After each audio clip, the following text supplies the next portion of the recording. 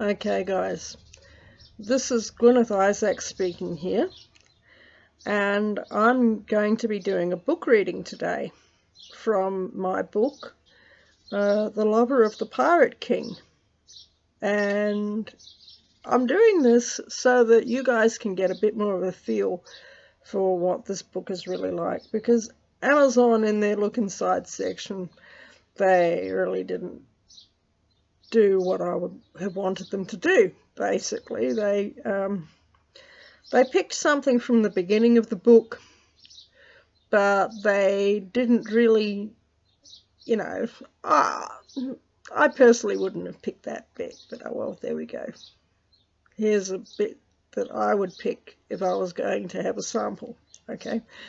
Now, any of you that are into pirate history out there will recognize the sequence of events, because it was quite an important sequence in the life of Bartholomew Roberts and George Wilson. So anyway, I won't spoil it anymore, we'll just read. This is chapter 5 of The Lover of the Pirate King by Gwyneth Isaacs.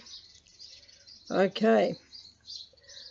Wilson arose, as was his custom, just before dawn, and boiling some water on the small stove that was in his cabin, made his morning herbal tea.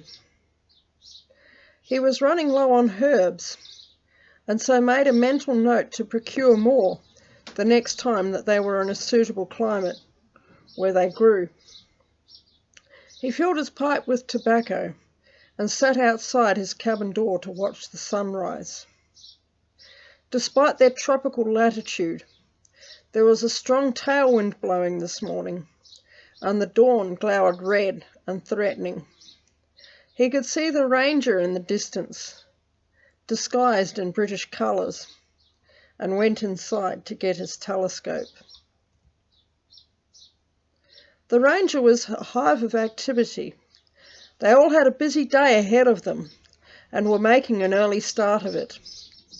Upon his signal, the Ranger would close, and when within range, would fire 3 cannons, and then it would all be on. Wilson would be captured as a prisoner, and would soon afterwards be transferred to the Royal Fortune. Hopefully, nobody would be any the wiser, and so he would be free of culpability of anything if anything went seriously wrong. This pleased him. Barty was stacking the odds in his favour in what was the most dangerous job in any war, the undercover spy. At the thought of seeing her beloved Barty again, Wilson's nether regions purred contentedly. It had been a long time, too long actually, but what had to be done was done, and soon she would be home again. He turned his telescope astern. There was no visible sign of the Royal Fortune, but she was there, of that he was sure. Like a wolf trailing a flock of sheep, Barty was there, always there, unseen, waiting for his chance. He put his telescope away in his coat pocket and puffed contentedly on the tobacco in his pipe. There was some resin left in it from the previous night's hemp smoking, and he felt pleasantly euphoric. It was going to be a good day, of that he was quite sure. The galley lad came skipping up to the deck. He was about 9 years old, a lot younger than the lad on the Royal Fortune, and of course this was a safer ship for him to be on. Boys were banned from all the ships in Robert's fleet. The lad who served their breakfast at home, Joe Moore, was a murderous cutthroat in battle, scraped off the streets of Wiltshire town, where he had been involved in bloody gang warfare since the age of 6. He would probably not live to be 30, Georgie thought to himself. What was it that Barty often said? A short life and a merry one.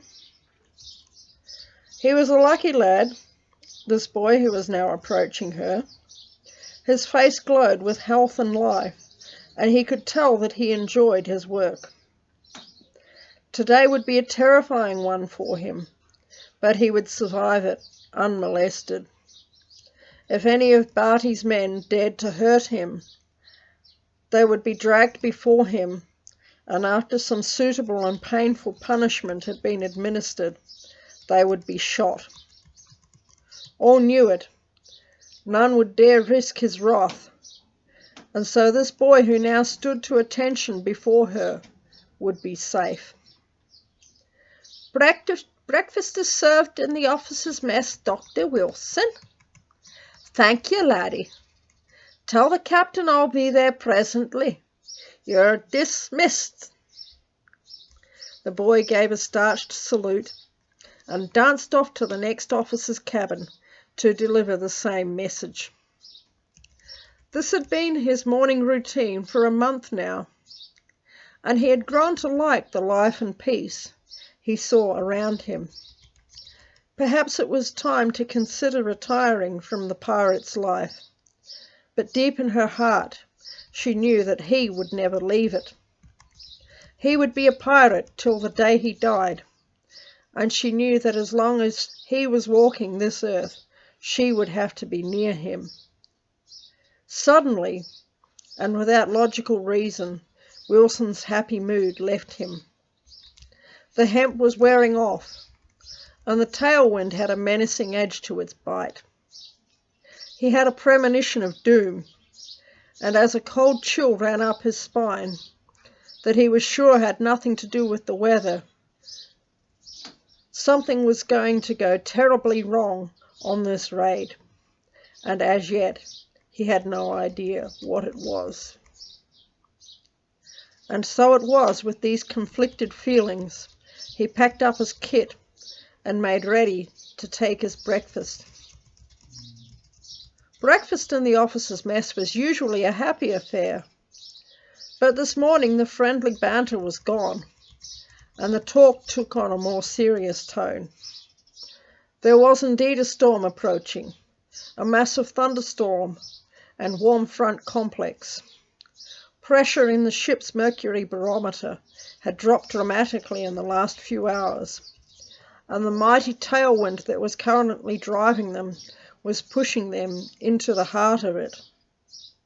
Of course, the ship sailing parallel to them at a distance had been noted for some time, but this morning it had moved closer, and a member of the crew had recognized it as the Ranger, a ship of the dread pirate Roberts, sailing under false flag of the British Royal Navy. Wilson edged towards the door and quietly backed out of the room. He almost tripped over the lad who had called him for breakfast. He was eavesdropping in the doorway, and he was no longer in a merry mood. Wilson fished into his pocket for his silver tobacco tin, also procuring his pipe and flint. He opened his tin and filled his pipe, then seemed to have trouble getting it closed again. All up, the lid opened 3 times, producing 3 brilliant flashes of light, which were duly noted by the watchman on the Ranger. Within minutes, she had changed course and was hammering down on the John Tarleton at her top speed of almost 12 knots. The wolves were closing in, and Wilson nonchalantly wandered to his cabin to await their arrival. There was no way that the larger, slower and heavier John Tarleton could outrun or outmaneuver the fast little frigate Ranger. She was much closer now, almost within range. Soon the warning shots would be fired, and Wilson could almost see Captain Sir himself on the bridge, sniffing the smell of gunpowder on the ocean breeze and loving it. Wilson puffed on his pipe and smiled to himself like the she-wolf that he was, waiting for the alpha to close in for the kill.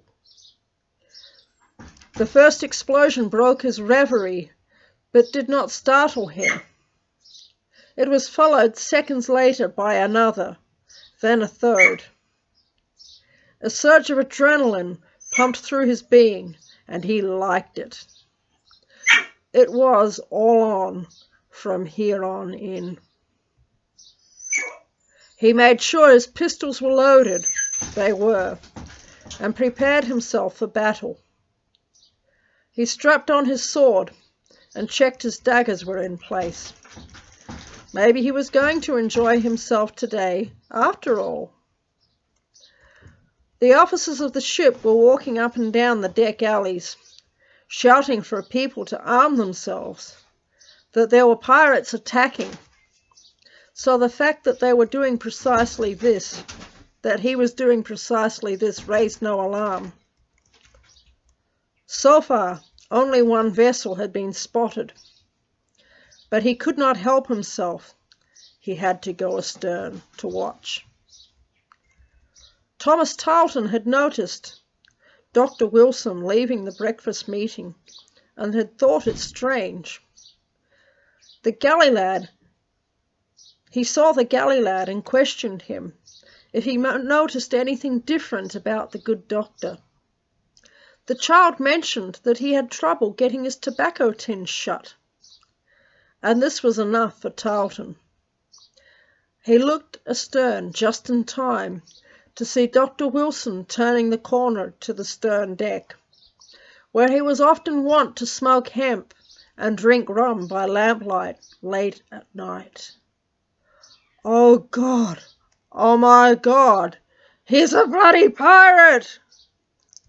Wilson, his good friend Wilson, who had enjoyed brandy balloons with his brother and himself every morning at 10 a.m. for the last month. Wilson was actually one of them, and by this time he knew everything there was to know about the ship. Tarleton thought it better to keep calm, but he knew that he would have to warn his brother. However, for all his best efforts, his heart thundered in his chest, and he suddenly felt quite faint.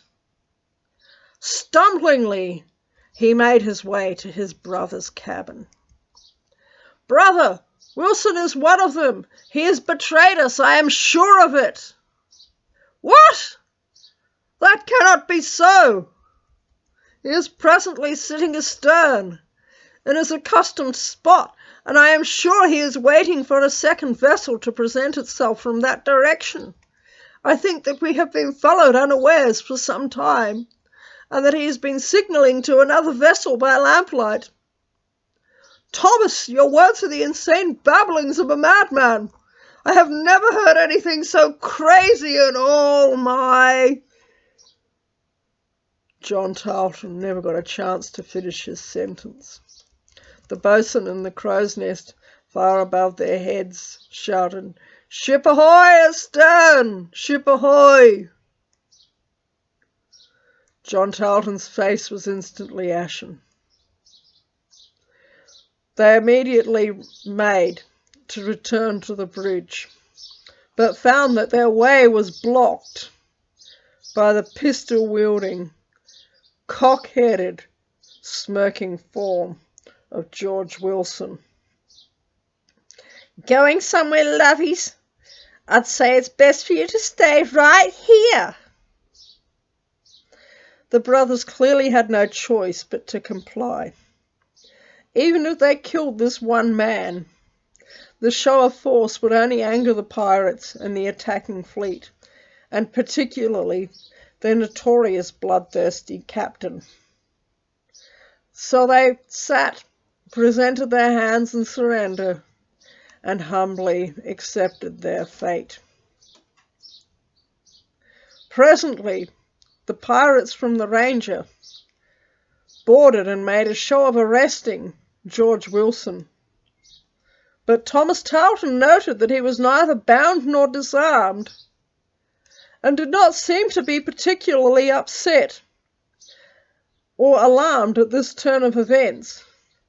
Rather, his whole demeanour seemed to be positively chipper as he greeted these bandits of the sea as old and familiar friends. From these old friends who had just arrested him, Wilson selected a guard to nominate his own captives before allowing himself to be led away as a prisoner, unbound and fully armed, to his abductor, who was presumably Bartholomew Roberts himself. It was a completely unconvincing performance, and Thomas Tarleton felt as if he'd just been given a show by a troupe of particularly untalented halfpenny beggars opera stars. And as he sat, bound and gagged, his bitterness and sense of betrayal festered into that type of maniacal vengeance and hatred that only ever leads to tragedy, disaster, and death. Wilson, of course, knew nothing of the pending consequences of his actions. On the contrary, he was feeling quite pleased with himself. He had done well to capture the ship, and as he found and raised the white flag, he mused that Barty would probably not be expecting to see him in the stead of John Tarleton. He noticed Captain Skirm, the master of the Ranger, and hailed him. "Captain, I know that Captain Roberts wishes to meet the Tarletons, but they're a bit tied up at the moment." He opened the cabin door wide, showing the captain their predicament. "And they have generously appointed me to be their emissary." Skirm grinned widely. "Georgie boy, you sly, magnificent pirate Nancy, you," he thought to himself. Wilson stood before him, a cunning grin flinting his features, awaiting Captain Skirm's response. Finally, Captain Skirm composed himself somewhat, although he still could not help but smile, and spoke. "Yes, of course, I quite understand." Skirm called to one of his second mates and ordered him to take this prisoner to the captain, sir, immediately. "It is a matter of the highest priority, so don't delay." Wilson and the mate looked at each other knowingly as he allowed himself to be escorted into the presence of his beloved Barty D.